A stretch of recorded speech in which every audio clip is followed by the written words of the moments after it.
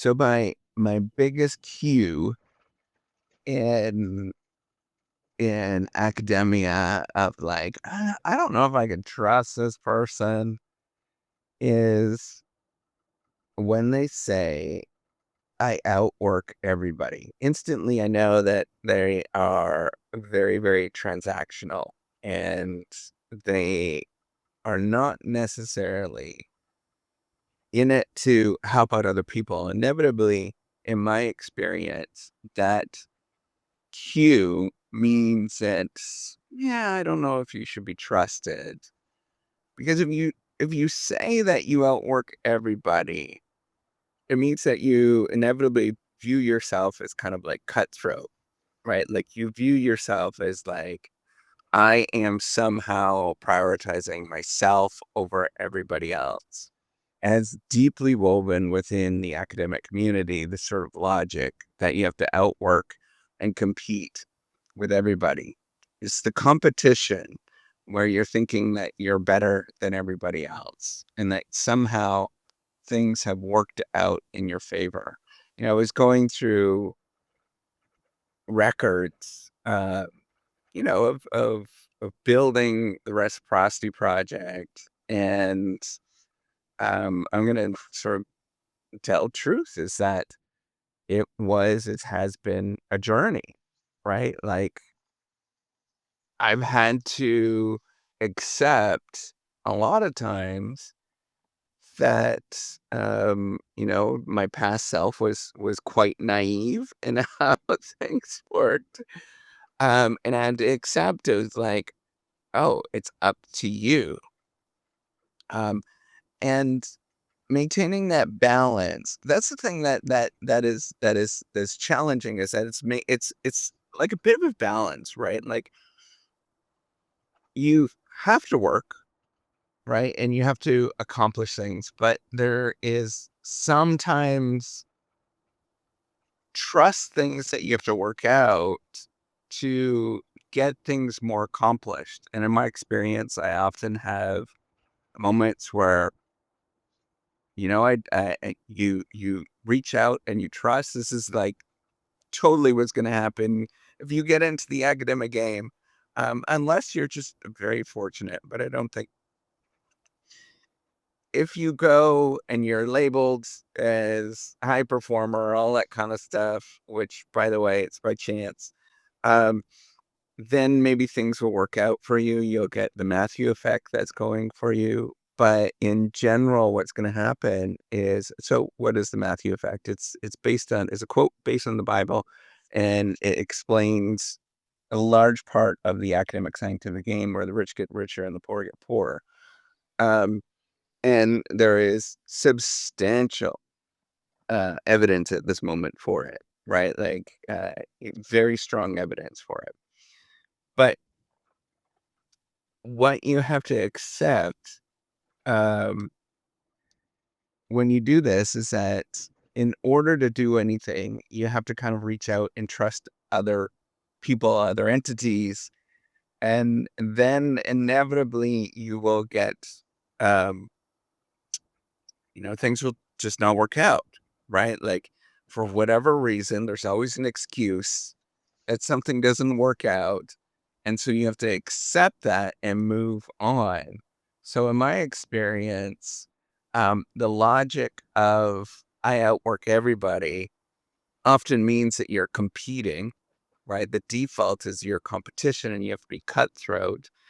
And if that happens where you're trying to grow something and be, um, you know, just try to do something that is non-typical. Right. So if you outwork everybody, you could do really well in a typical environment, and you'll thrive in that typical environment. But if you're trying to grow something that's non-typical, you often need support and help from other people. And when you do that, inevitably you will outwork everybody, and you will get a lot of rejection, and you'll get to like moments of like very it's almost like burnout, I would say, of, you just don't trust, right? So even though that you may outwork everybody, you have to accept that nobody is going to actually step up. And you have to assume um, that in these particular situations where you're actually trying to build something, that you just have to assume that nobody else is going to stand up. And you are going to have to take the lead on a lot of stuff. And it's not about outworking people. It's about accepting people that they actually are, right? When you get that signal of I am work out everybody, it often means it's sort of competition, inward focused, um, that you are transactional. And the that you tend to prioritize yourself above other people, right? And it's my way of thinking about things. It's yeah, if it's a signal of you're not going to um you're not going to do things that require you to get off of that straight and narrow.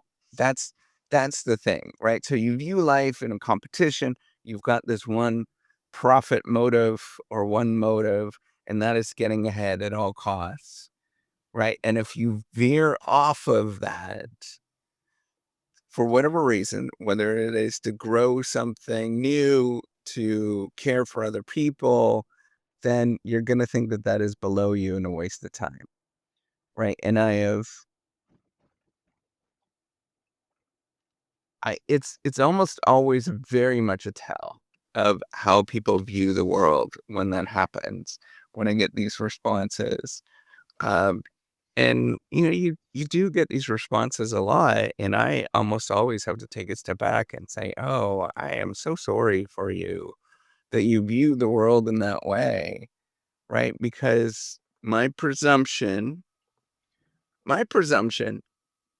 is that the world is not a competition. I have a very different take on it.